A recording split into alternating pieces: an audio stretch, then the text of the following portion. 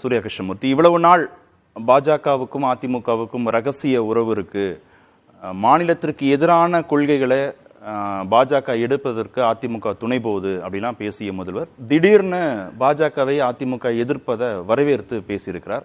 என்ன இதற்கு பின்னாடி இருக்கக்கூடிய அரசியல் கணக்குன்னு? இல்லை, 2-3 விஷயங்கள். முதல்ல முன்னாள் பேசின சீனிவாசன் சார் நிறைய பட்டியலிட்டாங்க. ஒரு சின்ன ரெக்வெஸ்ட், அவங்களுக்கு கீழே டேக்ல என்ன இருக்குங்கிறதே கவனிக்காமல் அவங்க பேசிகிட்டு இருக்காங்க. அதிமுகவை குறித்து குறிப்பிடும்போது நாங்கங்கிறாங்க, அதை கொஞ்சம் ஒரு கவனத்தில் வைத்துக்கொள்ளுமாறு ஒரு வேண்டுகோள். அடுத்தது சார் சொன்னாங்க, பாரத் மாதா கி ஜெய் சொல்கிறது என்ன அவ்வளோ பெரிய குற்றச்செயலா அப்படின்னாங்க. 2 வெர்ஷன் இருக்குது எல்லாத்துக்குமே. ஜெய் ஸ்ரீராம் அப்படின்னு காந்தி சொன்னது இந்த நாட்டில் மத நல்லிணக்கத்தை உருவாக்குவதற்கு, ஜெய் ஸ்ரீராம்னு அத்வானியும் மோடியும் சொன்னது இந்த நாட்டில் மசூதிகளை இடிக்கிறதுக்கு வித்தியாசம் இருக்குது. அதே போல் பாரத் மாதா கி ஜெயின்னு இந்த நாட்டில் மற்ற கட்சிகளும் உணர்வோடு இந்தியன்கிற உணர்வோடு சொல்லுகிற அந்த வெர்ஷனுக்கும், பாலியல் குற்றவாளிகளுக்கு ஆதரவாக பேரணி போகிற போது அந்த இடத்துல பாரத் மாதா கி ஜெயின்னு சொல்லக்கூடிய பாஜகவினுடைய வெர்ஷனுக்கும் வேறுபாடு இருக்கிறது. தனியரசு அண்ணன் சொன்னது பாஜகவினுடைய வெர்ஷன் ஆஃப் பாரத் மாதா கி ஜெயவை தான் அவர் கிரிட்டிக்ஸ் பண்ணார். 2. 3வது, இருதுருவ அரசியலை மீண்டும் நிலைநிறுத்த விரும்புகிறாரா முதல்வர்னு கேட்டிருக்கீங்க. இருதுருவ அரசியலிருந்து தமிழ்நாடு என்றைக்கும் விலகியதே கிடையாது, அது 67 அதனால அது மீண்டும் நிலைநிறுத்தணுமா அப்படிங்கிற கேள்வி பொருத்தமற்றதாக இருக்கிறது. அடுத்தது, இல்ல பாஜக எதிர்ப்ப திமுக கூர்மைப்படுத்தின அளவுக்கு அதிமுக எதிர்ப்ப சமீப நாட்கள்ல கூர்மைப்படுத்தல, அரசியல் ரீதியாக தேர்தல் ரீதியாக பலன் கொடுக்கும்னு திமுக நினைக்குதுன்னு விமர்சனங்கள் வைக்கப்பட்டது தானே? அது நடக்க போற தேர்தல் நாடாளுமன்ற பொது தேர்தல். நாடாளுமன்ற பொது தேர்தலினுடைய பிரைமரி குவெஸ்டின் மோடி ரிப்பீட் ஆகணுமா வீட்டுக்கு போகணுமா, இந்த கேள்விதான். அப்ப யாரை எதிர்க்கணும் அப்படிங்கிறதுல எங்களுக்கு தெளிவு இருக்கிறது. யாரை எதிர்த்தால் இந்த நாட்டில் எங்களுடைய அஜெண்டாவை நோக்கி நாங்கள் நகர முடியும் அப்படிங்கிறத திராவிட முன்னேற்ற கழகத்துக்கு தெளிவு இருக்கிறது. அதனால மோடி எதிர்ப்பு அப்படிங்கிறத நாங்கள் தொடர்ந்து கூர்மைப்படுத்திட்டே இருக்கிறோம். அதனால களம் மாறிடுச்சு அப்படிங்கிறது இல்லை. பாஜக ஒரு ஃபேக்டரே கிடையாது தமிழ்நாட்டில். ஃபேக்டர்னு அவர்களே கருதல. அவர்களே கருதி இருந்தால் 2 விஷயம் நடந்திருக்கும். ஒரே நாளில் 2 விஷயம் நடக்குது. ஒன்று, மத்திய அமைச்சர் எல் முருகன், மத்திய இணையமைச்சர் எல் முருகன் அவர்கள் ராஜ்யசபாக்கு போறாங்க. ஒன்று. இன்னொன்று, அன்னைக்கு பேட்டி கொடுத்த அண்ணாமலை அவர்கள், எனக்கு வேற பல வேலைகள் இருக்கிறது, முக்கியமான வேலைகள் தேர்தலில் நிற்கிறத விட அப்படின்னு சொல்றாரு. இது 2மே சான்று. அவங்க they are getting reverse அப்படிங்கிறதுக்கான சான்று. இன்னொன்று, எங்களுக்கு பயம் இல்லை பதட்டம் இல்லை அப்படின்லாம் சீனிவாசன் சார் சொன்னார். திமுகவுக்கு தான் பயம் பதட்டம் அப்படின்லாம். இந்த ஒரே நாடு ஒரே தேர்தல் விவகாரத்தில் அம்மையார் ஜெயலலிதா அவர்கள் எதிர்த்தார் அப்படிங்கிறது ஒப்புக்கொண்டதற்கு முதல்ல நன்றி. அம்மையார் ஜெயலலிதா அவர்கள் எதிர்த்த ஒரே நாடு ஒரே தேர்தலை கொண்டு வந்தே தீரணும் அப்படின்னு கங்கணம் கட்டி கொண்டு தீர்ந்தவர்களில் எடப்பாடி பழனிசாமி ஒருவர். இன்னைக்கு தன்னுடைய நிலைப்பாட்டை மாற்றி இருக்கிறார். அந்த மாற்றத்துக்கு தான் முதலமைச்சர் அவர்கள் வரவேற்பு தெரிவித்திருக்கிறார். நீங்க இன்னைக்கு மாறி வந்திருக்கீங்கன்னு சொன்னது அந்த ஒரே நாடு ஒரே தேர்தல் அப்படிங்கிற நிலைப்பாடு குறித்தது தொடர்பானதுதான். நீங்க இவர்களுடைய மோடி எதிர்ப்பு அல்லது பாஜக எதிர்ப்பு எந்த அளவிற்கானது அப்படின்னா, அவர்கள் மாவட்ட செயலாளர்கள் கூட்டம் முடிச்சிட்டு நாங்க கூட்டணி விட்டு வெளியில வந்தோம் அப்படின்னு அறிவிச்சாங்க. இன்னைக்கு ஏறக்குறைய 150-160 நாட்கள் ஆகுது. இந்த 160 நாட்கள் அவர்கள் வெளியிட்ட எந்த அறிக்கை, எந்த பேட்டி, எதை வேண்டுமானாலும் எடுத்துங்க, மோடியை கண்டிக்கிறேன் அப்படின்னு ஒரு சொல்ல அவங்களால ஐடென்டிஃபை பண்ணவே முடியாது.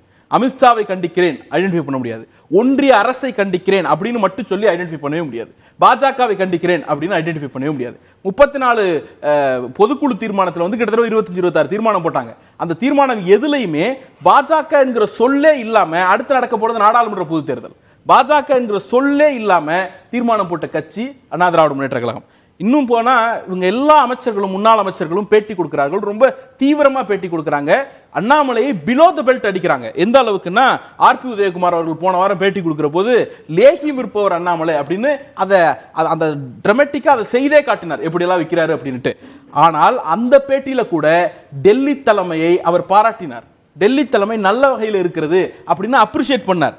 திண்டுக்கல் சீனிவாசன் அவர்கள் அதுக்கு 1 மாசத்துக்கு முன்னாடி பேட்டி கொடுக்கிற போது, நாங்க 2026 முதல்வர் வேட்பாளர் யாருங்கிறப்போ அண்ணாமலையா எடப்பாடி அவர்களாலும் வந்துருமோ அப்படிங்கிறதுக்காக நாங்க பிஜேபிக்கு காவடி தூக்க முடியாது அப்படிங்கிறது அண்ணாமலையை மையப்படுத்தி சொல்லப்பட்ட வாதம் தான். இன்னும் சொல்ல போனா, நீங்க கூட சொன்னீங்க நாங்க எதிர்ப்போம்னு ஜெயக்குமார் அவர்கள் பேட்டி கொடுத்தாரு. 10 ஆண்டு கால அரசின் தோல்வியை நாங்கள் அம்பலப்படுத்துவோம், 10 ஆண்டு கால துரோகத்தை, பிஜேபியினுடைய நெகட்டிவ் ஆஸ்பெக்ட்ஸ் நாங்க அம்பலப்படுத்துவோம்னு அவர் சொன்னார். ஏறக்குறைய 1 மாசம் ஆயிடுச்சுன்னு நினைக்கிறேன். இதுவரைக்கும் எதை அம்பலப்படுத்தி இருக்கிறார்கள், எதை எதிர்த்து கேள்வி கேட்டிருக்கிறாங்க? இந்த ஒரே நாடு ஒரே தேர்தல் கூட சட்டமன்றத்தில் அவங்க கண்டிஷனோட தான் ஆதரிக்கிறாங்க. நிபந்தனையற்ற ஆதரவு கிடையாது. நாங்க 10-15 கோரிக்கை ஆணையத்திற்கு கொடுத்திருக்கிறோம், அதை அவங்க ஏத்துக்கணும் அப்படிங்கிற கண்டிஷனோட தான் அந்த ஆதரவு நிலைப்பாடு. இன்னமும் அதிமுக பாஜகவை எதிர்க்கிறதுங்கிறதுல ஒரு முழுமையான நம்பிக்கை அதிமுகவினுடைய பாஜக எதிர்ப்பு என்பது அண்ணாமலை எதிர்ப்பு தானே தவிர மோடி எதிர்ப்போ அல்லது பாஜகவினுடைய மத்திய தலைமையான டெல்லி எதிர்ப்போ அல்ல. குறைந்தபட்சம் ஆளுநர் எதிர்ப்பு கூட கிடையாது சார். அந்த ஹவுஸ்ல உட்கார்ந்து இருக்கிறார், அந்த ஹவுஸ் ஆளுநர் அவமானப்படுத்திட்டு வெளில போறார். ஹவுஸ்ல இவரும் பார்ட் ஆஃப் த ஹவுஸ். இவர் வந்து ஹவுஸ்க்கு வெளியில இல்ல. இன்னும் சொல்ல போனா அந்த அறிக்கை ஆளுநர் வாசிக்க மறுத்த அறிக்கையில புரட்சி தலைவர் எம்ஜிஆர் வாசகம் இருக்கு, திமுக அரசு தயாரிச்ச அறிக்கையில. இன்னும் சொல்ல போனா முதல் வரியே 10 ஆண்டுகளில் வளர்ச்சின்னு இருக்கு, அவருடைய காலத்தையும் சேர்த்து.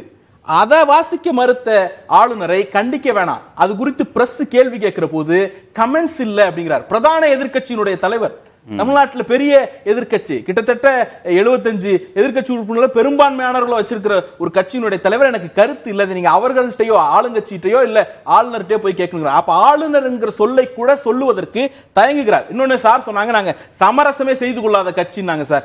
நான் அதை ஒத்துக்கிறேன். சிஏஏல அவங்க சமரசம்லாம் செய்யல, அதை அவரே ஒத்துக்கிட்டார். சிஏஏவை ஆதரித்துட்டு வெளில வரும் பொழுது சிஏஏ சட்டத்தை ஆதரித்தது கூட 2ஆம் பட்சங்க. அந்த சிஏஏ சட்டத்துல ஒரு திருத்தத்தை திருச்சி சிவா அவர்கள் கோருகிறார்.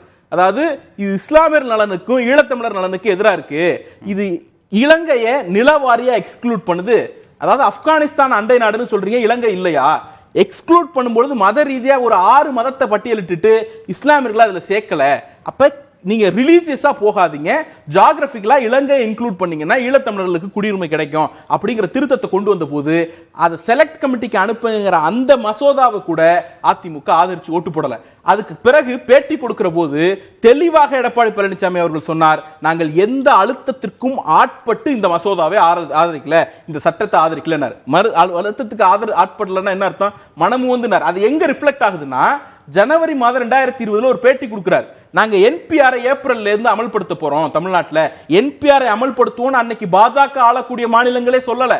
நல்ல வேளையாக கோவிட் வந்ததுனால இவர் வந்து என்பிஆர் இம்ப்ளிமெண்ட் பண்ண முடியாம தமிழ்நாட்டில் போனது அப்படிங்கறத பாக்குறோம். இன்னைக்கு விவசாயிகளுக்கு நடன்கிறார். 3 வேளாண் சட்டங்களை எதிர்த்து விவசாயிகள் போராடிட்டு இருந்த போது யாருங்க பாதிக்கப்படுறாருன்னு கேட்டவர் எடப்பாடி பழனிசாமி அவர்கள். 370 ஆர்டிகல் ஒழித்து கட்டப்பட்ட போது அதற்கு ஆதரவாக இருந்தவர்கள் எடப்பாடி பழனிசாமி அவர்கள். இதெல்லாம் வந்து சமரசம் செய்து கொள்ளாத கட்சி, இதெல்லாம் இவருடைய கொள்கையினுடைய பாட்டா?